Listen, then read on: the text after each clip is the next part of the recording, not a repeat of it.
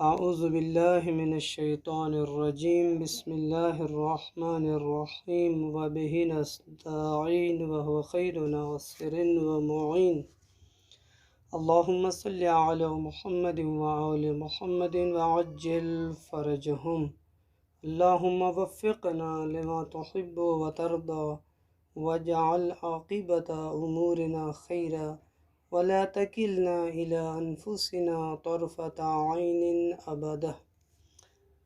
محترم اور معزز جوانان عزیز، طلاب کرام، آپ کی خدمت میں انسان شناسی کے موضوع پر چند جلسوں سے گفتگو ہو رہی تھی اور بیان کیا تھا آپ کے سامنے کہ انسان شناسی کی اہمیت کتنی ہے، کیوں یہ انسان شناسی کی ضرورت ہے۔ خداوند تبارک و تعالیٰ نے انسان کے اس وجود کے اندر کون کون سے ابعاد اور پہلو رکھے ہیں۔ ایک اور اہم بحث جو اس درس میں آپ کے سامنے یہاں بیان کرنی ہے، اور وہ انسان کی خلافت کی بحث ہے کہ خداوند تبارک و تعالیٰ نے انسان کو اپنا خلیفہ بنا کر بھیجا ہے۔ اس سے پہلے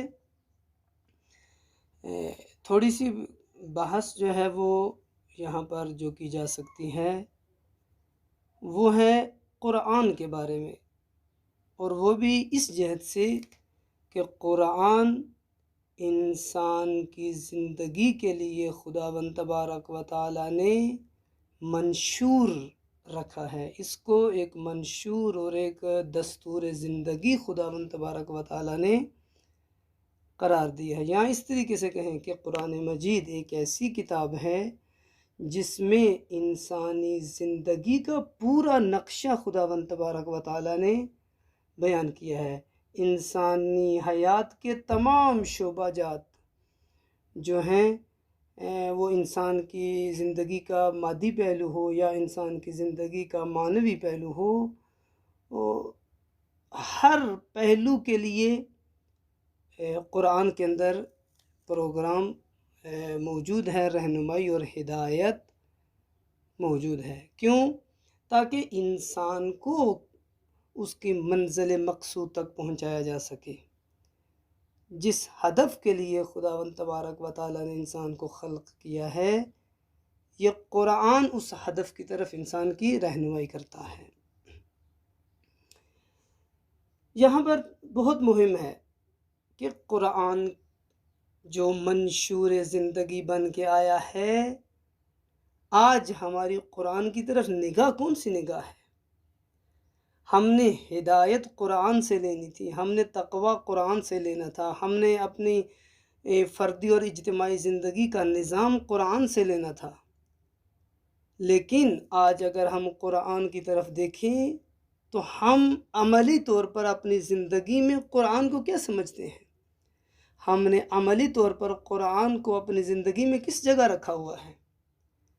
ہماری زندگی میں قرآن کا کیا کردار ہے؟ تلاوت وہ کرتے ہیں، استخارہ کرتے ہیں، اپنے دینی پروگراموں کا آغاز تلاوت قرآن سے وہ کر لیتے ہیں، کوئی فوت ہو جائے اس پر قرآن خوانی کر دی جاتی ہے۔ آیا اس سے بڑھ کر وہ جو ہدف قرآن تھا، مقصد قرآن تھا، آیا اس اعتبار سے قرآن ہماری زندگی میں کوئی کردار رکھتا ہے کہ نہیں رکھتا؟ اس پہ بہت تفکر کرنے کی ضرورت ہے۔ اور ہدایت کے راستے میں اور ہادی کے راستے میں ایک مشکل یہی پیش آتی ہے کہ ہادی اور ہدایت جس مقصد کے لیے آئے ہیں، امت آ کر مقصد کو تبدیل کر دیتی ہے، نقشہ بدل دیتی ہے اور کسی اور کام میں لگا دیتی ہے۔ جیسے انبیاء آئے تھے ہدایت کے لیے، امت انبیاء کو کسی اور کاموں میں لگانا چاہتی تھی۔ اس لیے قرآن کی طرف اپنا جو ہے وہ رویہ، اپنی سوچ، اپنی فکر وہ صحیح کرنے کی ضرورت ہے، اور قرآن کو ایک ہادی کے طور پر، ایک نظام کے طور پر لینے کی ضرورت ہے۔ پھر آئے گا قرآن آ کر مجھے کسی جگہ تک پہنچا سکتا ہے۔ قرآن میں غواصی کرنے کی ضرورت ہے، قرآن میں اترنے کی ضرورت ہے۔ قرآن اس معدن کی طرح ہے کہ جس تک پہنچنے کے لیے ہمیں معدن شناس بننے کی ضرورت ہے، تاکہ اس معدن تک پہنچ سکے، اور وہاں سے جا کے جو کچھ معدن کے اندر وہ ذخائر موجود ہیں، وہ قیمتی ذخائر جو اس معدن کے اندر ہیں، ان کو باہر نکالا جا سکے۔ قرآن بھی ایسا ہی ہے۔ قرآن پڑھنے سمجھنے کے لیے ایک قرآن شناس چاہیے کہ جو قرآن کے مطالب کو آ کر پیش کر سکے، اس معدن سے نکالے ہدایت کو اور امت کے سامنے پیش کرے۔ کوئی دین کا انجینئر چاہیے۔ ہر انسان دین کو پیش نہیں کر سکتا، ہر انسان کو حق حاصل نہیں ہے کہ وہ دین کو آ کے پیش کرے، کیونکہ ہر انسان دین کی تہہ تک نہیں پہنچ سکتا، ہر انسان دین شناس نہیں ہے۔ بس جہاں ضرورت ہے ان افراد کی جو دین قرآن شناس ہیں، جو قرآن کے ماہر ہیں، آئیں قرآن سے ہدایت کو نکالیں، ایک نظام کے طور پر آ کر امت کے سامنے پیش کریں، قرآن کے مرتبے کو لوگوں کی نگاہوں میں بلند کریں۔ جیسے قرآن عظیم ہے، اس طریقے سے قرآن کی عظمت کو آ کے بیان کریں، اور عملی طور پر معاشرے میں قرآن کو ایک نظام اور دستور اور منشور زندگی کے طور پر آ کے پیش کیا جائے۔ جب تک قرآن کی طرف ہماری نگاہ نہیں بدلتی، جب تک قرآن کی طرف ہماری فکر نہیں صحیح ہوتی، اس وقت تک ہم قرآن سے حقیقی فائدہ نہیں اٹھا سکتے، کیونکہ کوئی بھی چیز کیوں نہ ہو، جب تک آپ کو اس کی صحیح معرفت نہیں ہوگی، آپ کبھی بھی اس سے حقیقی فائدہ حاصل نہیں کر سکتے۔ اسی وقت آپ اس چیز سے صحیح فائدہ اٹھا سکتے ہیں کہ جب آپ اس کو سمجھتے ہوں گے اور جانتے ہوں گے کہ میری زندگی میں اس کا کردار کیا ہے، میری زندگی میں اس کا نقش کیا ہے۔ اس کے بعد انسان آتا ہے اگر عملی زندگی میں اس چیز سے فائدہ اٹھاتا ہے۔ قرآن بھی ایسے ہی ہے، اہل بیت بھی ایسے ہی ہیں۔ ہم نے اہل بیت کو نظام کے لیے نہیں لیا، اہل بیت کو محبت کے لیے لے لیا، اہل بیت کے ذریعے سے اپنے مسائل و مشکلات کو حل کرنا خوب یہ لے لیا، لیکن وہ اہل بیت کہ جو اللہ کے دین کے نظام کو عملی کرنے کے لیے آئے تھے، اور وہ امامت جو نظام تھی دین کا، اس اعتبار سے نہ قرآن کی طرف نگاہ ہے، نہ اہل بیت کی طرف نگاہ ہے۔ اسی لیے قرآن نے تدبر کی طرف دعوت دی ہے، قرآن نے تفکر کی طرف دعوت دی ہے۔ ایک انسان کو چاہیے اس قرآن میں تفکر و تدبر کرے، کیونکہ انسان کی جتنی بھی ضرورتیں ہیں وہ اسی قرآن میں موجود ہیں، اور تفکر اور تدبر کے بغیر انسان قرآن سے وہ ذخائر نہیں نکال سکتا، وہ قیمتی گوہر نہیں نکال سکتا، وہ قیمتی موتی نہیں نکال سکتا۔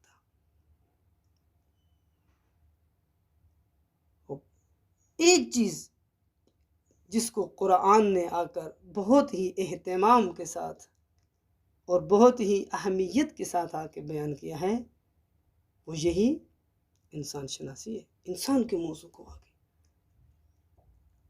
تاکہ قرآن جس کے لیے ہدایت اور منشور زندگی بن کے آیا ہے، پہلے اس کی پہچان ہو جائے کہ وہ انسان کیا ہے، وہ انسان کون ہے، کس انسان کو میں مقام لقاء اللہ تک لے کے جانا چاہتا ہوں، کس انسان کی میں ہدایت کرنے آیا ہوں، کس انسان کی میں رہنمائی کرنے کے لیے آیا ہوں، پہلے اس انسان کو سمجھنا بہت ضروری ہے۔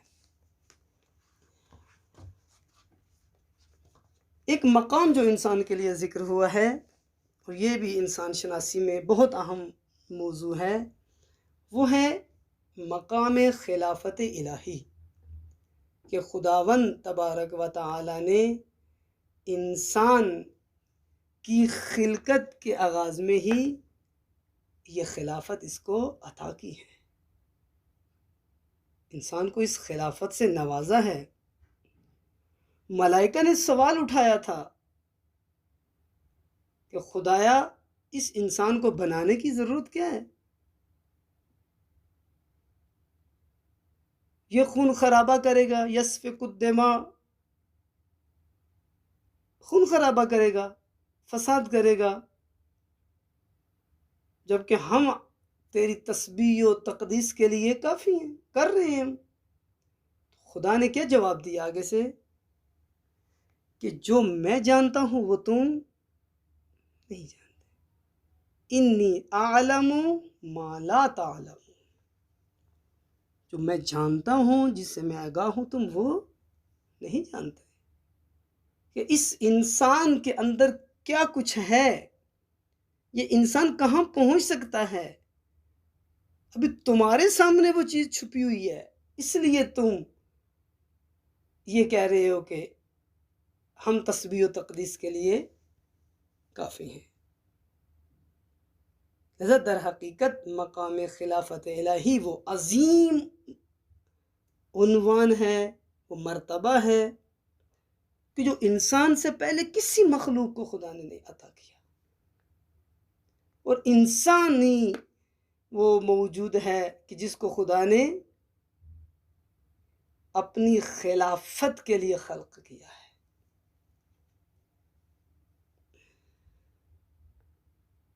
یہاں خلافت کے معنی کی طرف توجہ کرنا بہت ضروری ہے، کیونکہ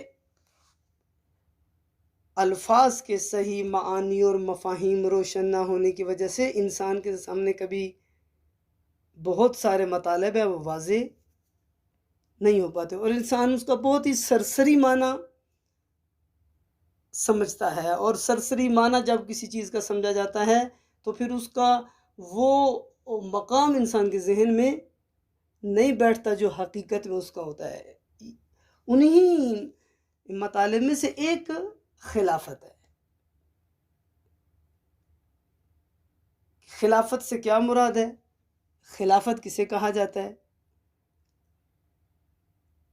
ایک خلافت کا وہ ہے معنی ہے جو ہم عام طور پر استعمال کرتے ہیں انسانوں کے درمیان، کہ ایک شخص دوسرے کا خلیفہ ہے، ایک جاتا ہے اور دوسرا اس کے بعد اس کا خلیفہ اور جانشین بن جاتا ہے۔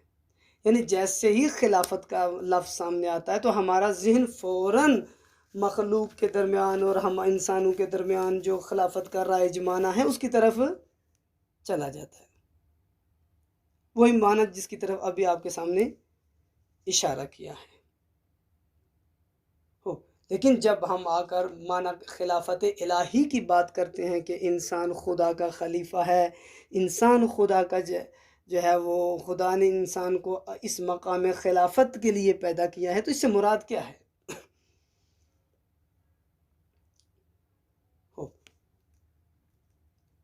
خلافت کا جو معنی کیا جاتا ہے اور نیابت سے معنی جو کیا جاتا ہے خداوند تبارک و تعالیٰ کی نسبت انسان کے لیے،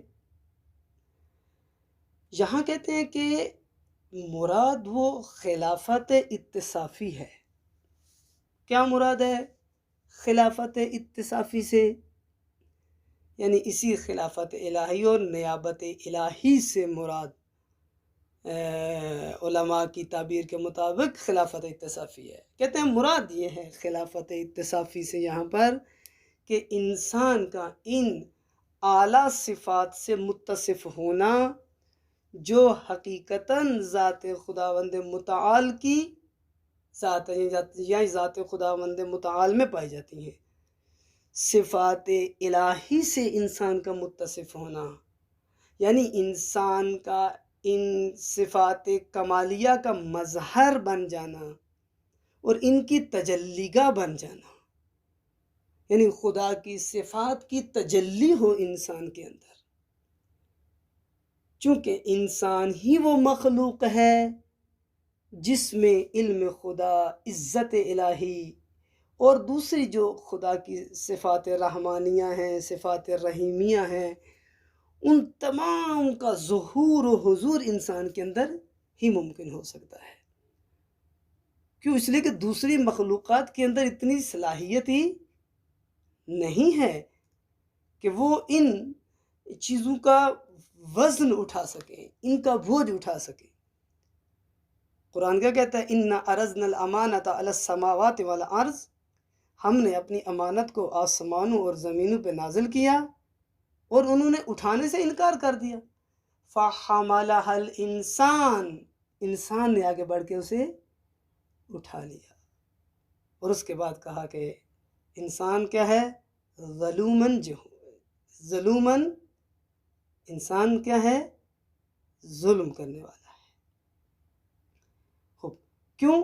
انسان نے آگے بڑھ کے یہ اٹھایا، یعنی اپنے اوپر، یعنی اپنے آپ کو اس نے بہت سخت وادی میں اتار لیا ہے۔ کیوں انسان نے اس کو آگے بڑھ کے اٹھایا؟ کیونکہ انسان اپنے آپ کو اس قابل سمجھتا ہے، یہ صلاحیت انسان کے اندر خدا نے پیدا کی ہے کہ انسان اس خلافت الہی کو، اس امانت الہی کو اٹھا سکتا ہے۔ اسی وجہ سے اس انسان کو خلق کرنے کی ضرورت پڑی تاکہ وہ ان صفات سے متصف ہو کر مقام خلافت الہی کو حاصل کر سکے۔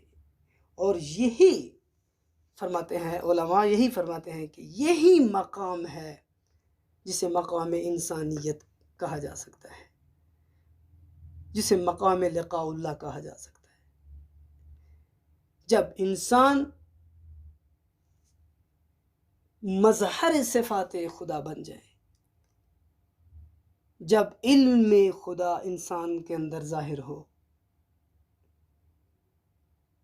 اور جب علم خدا انسان کے وجود میں متجلی ہوگا، ظاہر ہوگا، تو یہ علم اسے خلافت کی طرف لے جائے گا، خلافت الہیہ کی طرف، مقام خلافت کی طرف، مقام لقاء اللہ کی طرف، اور اسی کو تکامل کہا جاتا ہے۔ جیسے جیسے انسان کے وجود میں صفات خدا کی تجلی ہوتی جائے گی، مظہر صفات خدا بنتا جائے گا انسان کا وجود، آہستہ آہستہ انسان تکامل بھی کرتا جائے گا، انسان کا وجود وسیع ہوتا جائے گا، انسان کے وجود میں وسعت آتی جائے گی، اور اسی کو ہی قرب خدا کہا جاتا ہے۔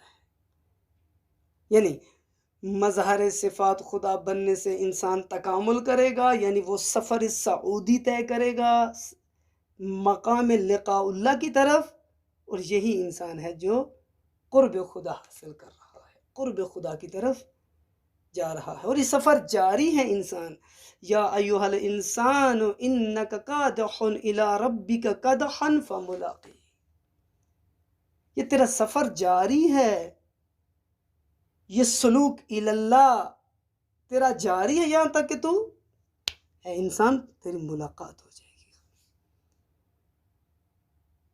یہاں پر ایک اشتباہ نہ ہو جائے کہ یہاں جو قرب خدا کی بات ہو رہی ہے تو یہاں مراد قرب جسمانی نہیں ہے، بلکہ اوصاف الہی اختیار کرنے سے انسان اللہ کے قریب ہوتا ہے، نہ کہ یہاں پر نعوذ باللہ کو کہے کہ جو ہے وہ کیا ہے، جسمانی اعتبار سے انسان خدا کے قریب ہوتا ہے۔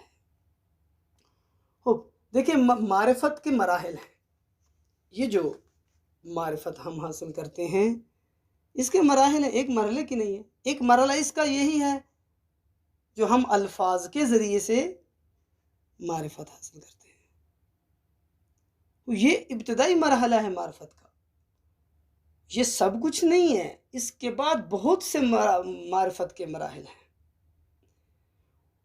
اس کا آغاز اسی لفظی معرفت سے ہے کہ جو الفاظ کے ذریعے سے میں کسی چیز کو سمجھتا ہوں اور کسی سے آگاہ ہوتا ہوں. پھر جو ہے وہ کیا ہے، الفاظ سے ذہن کے اندر معرفت آتی ہے، ہو معرفت ذہنی ہو، یعنی مختلف آپ کہہ سکتے ہیں اس کے وجود ہیں، لفظی ہے، ذہنی ہے، قطعی ہے، یہ مختلف اس کے وجود ہے اور ان مراحل سے طے کرتی ہے چیز اپنے معرفت کے اعتبار سے. ایک مثال اس کے لیے جو بیان کی جاتی ہے، کہتے ہیں کہ ڈاکٹر یہی کام کرتا ہے، پہلے آ کے کیا کرتا ہے، بیماری کو کتاب میں ملاحظہ کرتا ہے، پڑھتا ہے، پھر اسے علمی معیار پر پرکھتا ہے، پھر آئیں دیکھیں جو چیز اس کے معیار پر پوری اترتی ہو اس کو وہاں سے حاصل کر لیتا ہے. ہم معرفت کے ساتھ بھی ایسے ہی کریں کہ معرفت کو بھی مراحل کے ذریعے سے طے کریں.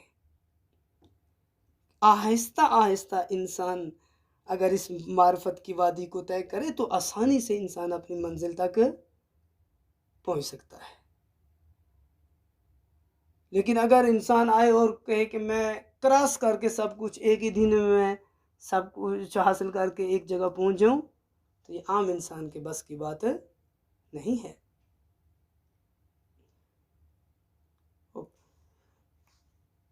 اگر اب اسی معرفت کی نگاہ سے جو قرآن نے اور دین نے انسان کی کروائی ہے اگر توجہ کریں انسان کی طرف کہ یہ جو مختلف مراحل معرفت کے بیان کیے ہیں مثلا انسان کے، تو آپ دیکھیں کہ انسان کو مکتب اسلام نے جتنی اہمیت دی ہے کسی نے بھی آ کر انسان کو اتنی اہمیت نہیں دی کہ اسلام نے انسان کو خلافت الہی کا عنوان دیا. انسان کے لیے جو نقشہ اسلام نے مقرر کیا، کسی مکتب میں انسان کے لیے ایسی تصویر اور ایسے نقشہ نظر نہیں آتا کہ انسان تدریجاً متصف ہو ان صفات علیہ سے، صفات عالیہ سے، اور پھر جو ہے وہ کیا ہے اس کی استعداد میں اضافہ ہوتا جائے اور اس کا وجود وسیع ہوتا جائے اور وہ سلوک اللہ کو طے کرتا جائے اور یہاں تک کہ وہ اپنے مقصد خلقت تک جا پہنچے.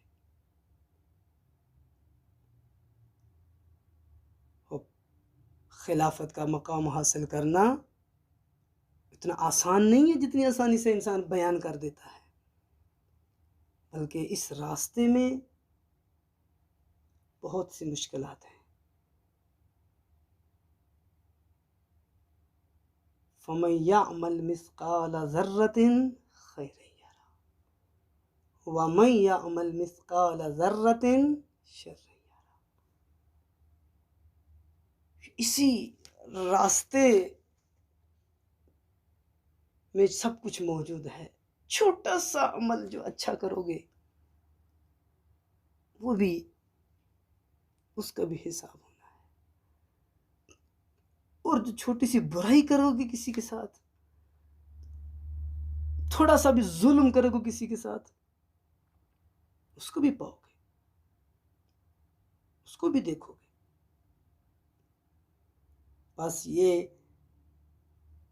سفر جو ہے وہ قربت اللہ کا، تقرب اللہ کا، قرب خدا کا جو سفر ہے، یہ سفر اتنا آسان نہیں ہے. ہر وقت بیدار رہنے کی ضرورت ہے، ہر وقت متوجہ رہنے کی ضرورت ہے. شیطان سے، نفس امارہ سے اپنی ذات کو، اپنے وجود کو محفوظ رکھنے کی ضرورت ہے، اور اس کے لیے ایک بہترین سہارا خود قرآن ہے. خود انسان کا اپنی ذات سے آگاہ ہونا، اپنی شخصیت سے آگاہ ہونا، اپنی حقیقت سے آگاہ ہونا. اگر انسان اپنی عظمت و اپنی کرامت و اپنی شرافت کی طرف متوجہ ہو اور ہمیشہ یہ اس کی نگاہ میں رہے تو یہ سفر طے کرنا انسان کے لیے بہت ہی آسان ہو جائے۔ انسان کے وجود میں جو خدا نے دو حصے پہلو رکھے ہیں، ایک خلق ہے اور دوسرا خلق۔ خلق کو خدا نے بنا کے بھیج دیا، خلق کر کے انسان کو بھیجا جسمانی طور پر، لیکن خلق وہ جو انسان کی روحانی اور معنوی صورت ہے اور شکل ہے، کہا انسان اس کو تو نے خود بنانا ہے۔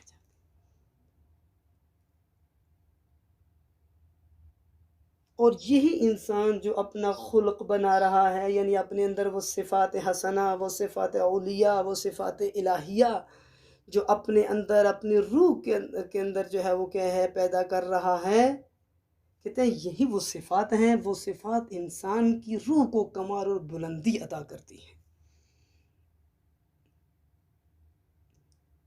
اور انسان جو کوشش کرتا ہے، جو سعی کرتا ہے ان صفات کو حاصل کرنے کے لیے،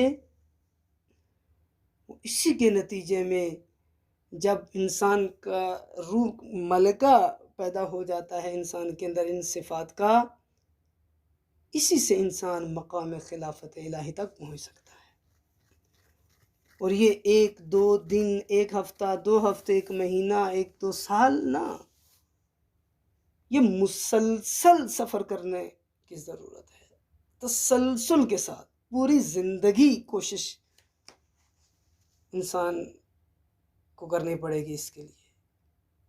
کسی لمحے بھی شیطان انسان کو گمراہ کر سکتا ہے۔ پورا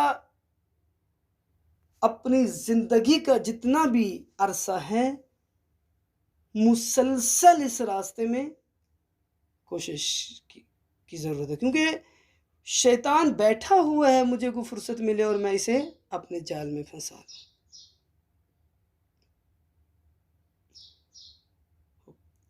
جب مسلسل یہ سفر جاری رکھنے کی ضرورت ہے تو پھر انسان کے سامنے ہمیشہ خدا ہونا چاہیے، جس نے اس انسان کو خلق کیا ہے، جس نے اس انسان کو بنایا ہے۔ اس لیے اس نے جو زندگی ہم کو عطا کی ہے، یہ زندگی بنانے کے لیے دی ہے۔ کیا بنانا ہے؟ خود کو وہ بنانا ہے جو خدا چاہتا ہے، نہ کہ جو میں چاہتا ہوں وہ خود کو بناؤں۔ یا اس طریقے سے کہیں،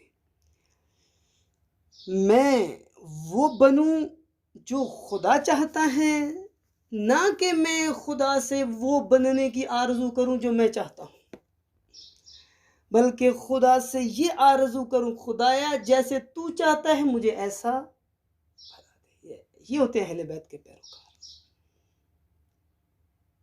خدایا تو ویسے ہی تھا جیسے علی چاہتے تھے،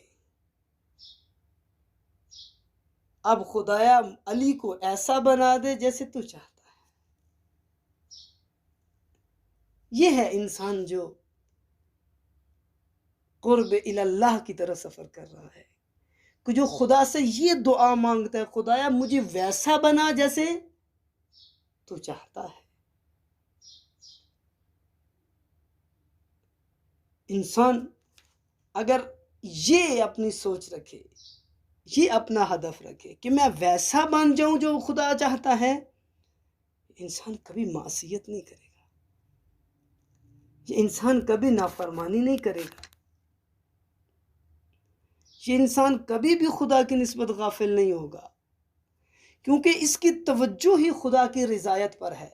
امر خدا کی طرف اس کی نگاہ لگی ہوئی ہے کہ میرا مولا مجھ سے کیا چاہ رہا ہے، میں اس کو انجام دوں جا کے۔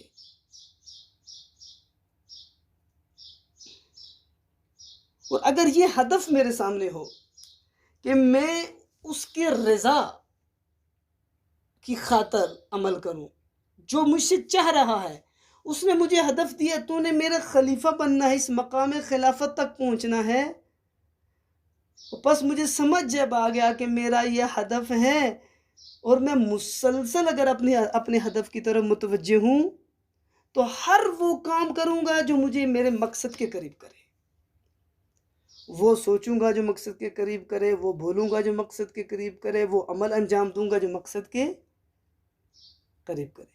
پھر میرے اندر خود غرضی نہیں ہوگی، غرور نہیں ہوگا، تکبر نہیں ہوگا، ظلم نہیں ہوگا، کسی سے زیادتی نہیں کروں گا، کسی کا حق نہیں کھاؤں گا۔ پھر یہ آلودگیاں میرے اندر نہیں آئیں گی، بلکہ کیا ہے، پھر میں عبد خدا بن جاؤں گا، صفات الہی کا مظہر بن جاؤں گا، مقام انسانیت، مقام خلافت۔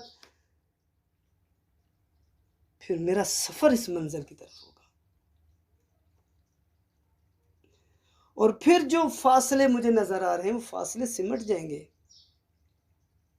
اگرچہ سفر طولانی ہے، اگرچہ سفر دشوار ہے، لیکن جو انسان ارادہ کر لیتا ہے، جو اپنے اندر شوق پیدا کر لیتا ہے، جو اپنے اندر انگیزہ پیدا کر لیتا ہے ہدف تک پہنچنے کا، جس کے اندر تڑپ ہوتی ہے ہدف تک پہنچنے کی، وہ ہدف تک پہنچ جاتا ہے، اگرچہ سالہ سال ہی کیوں نہ لگے، ہزاروں سال ہی کیوں نہ اس راستے میں سفر کرنا پڑے، لیکن وہ اپنے سفر کو جاری رکھتا ہے۔ محترم و معزز مومنین کرام، یہ بہت خوبصورت بحث ہے۔ اس بحث کو اور بھی اچھے طریقے سے بیان کرنے کی ضرورت ہے، قرآن کے ذریعے سے، روایات کے ذریعے سے اس بحث کو مزید عملی کر کے جوانوں کے سامنے پیش کرنے کی ضرورت ہے، تاکہ آئیں اور گم نہ ہو جائیں اس دنیا میں آ کے، اپنے آپ کو گم نہ کر دیں، اپنے مقصد کو گم نہ کر دیں، اپنی راہ کو گم نہ کر دیں،